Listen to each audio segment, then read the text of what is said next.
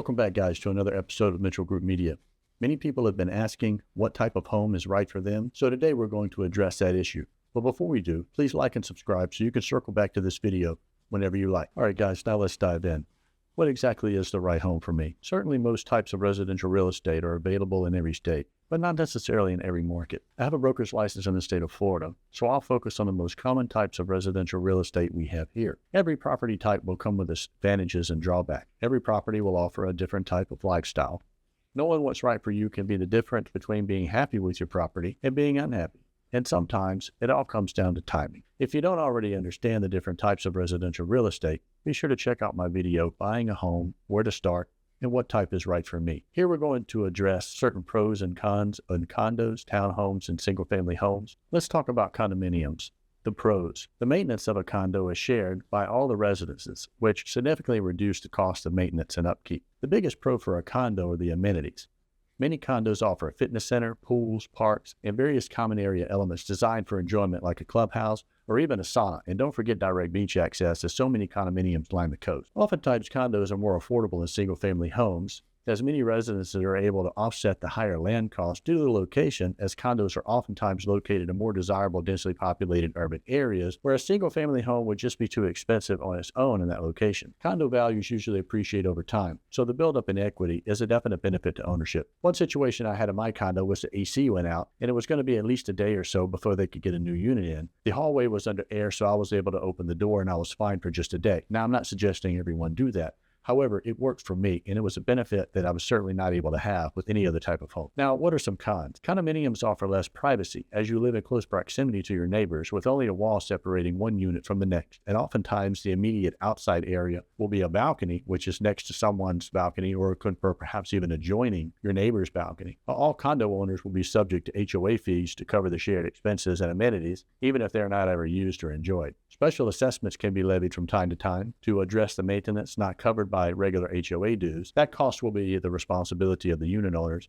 and would be paid up front through a payment plan or sometimes even finance. The ownership of a condo is limited to what is only inside your unit, so no type of customization or individual expression of ownership outside your unit is permitted, including your balcony area. For example, if you come back from the beach and you happen to throw a beach towel on the balcony to dry, you may soon get a call from the association informing you to remove that towel, which is a reminder you don't actually own the balcony. Condo accessibility is mostly limited to elevator use, depending on the floor and how many people are attempting to enter and exit the building at the same time. It can take quite a while at times to exit the property. It can be especially irritating if you just want to check your mail. Moving in or out, or sometimes even getting a new piece of furniture or moving out a single large item may require authorization and a reservation to be set through the condo association for use of service elevator and or designated service personnel that may be required for movement of such items in and out of the unit. Some associations only allow for weekend use, and either way, availability could be booked for your most ideal time. Let's not forget parking. Many condo units only allow for one, depending on the unit size, maybe two parking spaces. Anyone who comes to visit either has to pay for parking or park in a designated visitor spot if there's one available. I can tell you now, if every bedroom in a condo was attached to a vehicle, there's not going to be enough parking for even all the residences that live there, much less anyone to come and visit. Once you made it out of the elevator, you may have quite a walk till you get to your vehicle, and that walk may or may not be covered. Now let's talk about townhomes, the pros. Townhomes offer more space than condos and are still relatively lower in cost on average than a single-family home, making it a great middle ground. They offer more elements of a single-family home than a condo. Many townhomes have a small backyard that may at times be fenced in. They're oftentimes located in secure gated communities with HOA-maintained roads and landscaping. Just with all condos and many single-family housing communities, townhomes will almost always have amenities and common area for enjoyment. Many times the community will offer a pool and a gym. Even tennis courts will be made available along with other amenities. Also an added convenience without the need for elevators, as townhomes are ground level accessible. It also certainly makes for a much more convenient move, particularly when you want to just switch out a few pieces of furniture or take a stroll around the neighborhood. Townhomes, just like single-family homes and condos, appreciate in value, allowing the owner to build equity and personal wealth over time. Now for the cons.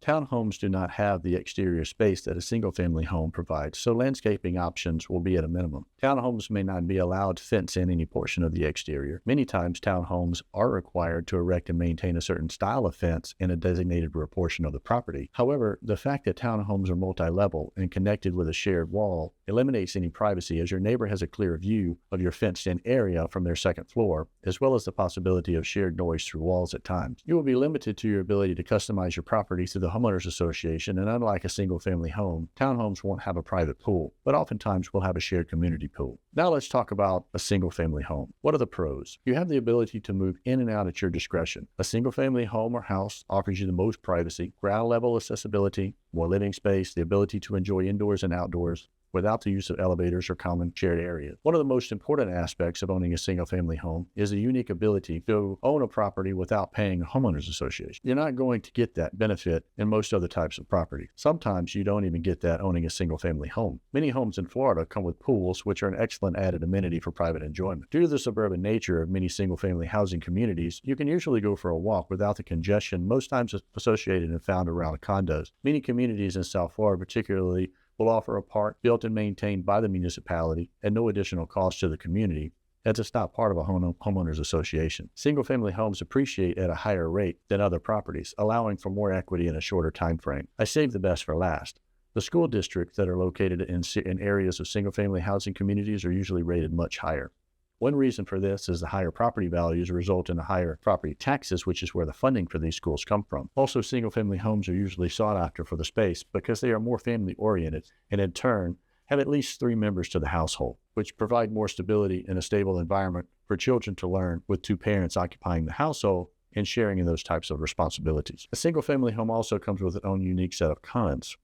A single-family home will possess more elements for maintenance compared to other properties, primarily with the exterior. Any maintenance that is required on your single-family home will be the sole responsibility of the owner, and some elements such as electrical and sewer are oftentimes overlooked until damages occur, forcing a homeowner to incur unforeseen costs for repairs. Single-family homes are usually more expensive to purchase up front, which results in a higher down payment to acquire the property. Single-family homes will also incur much higher utility bills, such as electricity for cooling, as well as water. You may have a big yard with grass, but the grass gets real thirsty in South Florida, especially in the summertime. It's also important to point out, particularly in South Florida, that many single-family homes are still located within communities that are managed by a homeowners association. Even if a home is subject to an HOA, you still have the ability to personalize your property within the parameters of the association, such as with approved colors and landscaping. All homeowners associations will offer similar pros and cons, such as additional fees, assessments, and costs associated with the community, along with shared common spaces, but also amenities that accompany those costs. And oftentimes a secure gated community and lawn maintenance are included within these fees. Unlike with other types of properties, a single-family home located in an HOA will offer a community pool,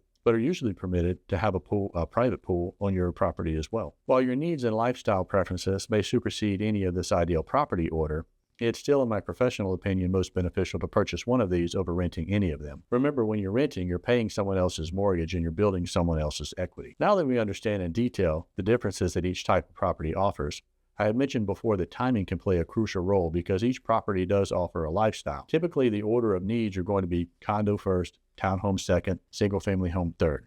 Now, why is that? Typically, when you're younger, if you're working and you're going to school, you do not have time, nor do you want to maintain any type of property. And funds are usually at this point in your life going to be a bit more slim, and you usually don't need the space, and socializing with people in your community can be of importance and value. If at this point in your life, you're only able to rent, this is also going to be the cheapest option to do so. Next will usually come the townhome. And for many, this will be the first home purchase. Many townhomes are 2 bedrooms, which is fine for one person, a couple, or even a family. When you're sitting on top of equity from a townhome, and you want to expand, and you're at the pinnacle of your financial career, you're probably going to want a single-family home. Many times in South Florida, people choose to start a family in a condo and go straight from a condo to a single-family home and forego the townhome altogether. Whatever works for you. If you have not yet purchased a property, but you think you may be ready, please check out my video on I'm Ready to Buy a Home. If you found any of this information informative, please like and subscribe. Thank you, and I'll see you in the next video.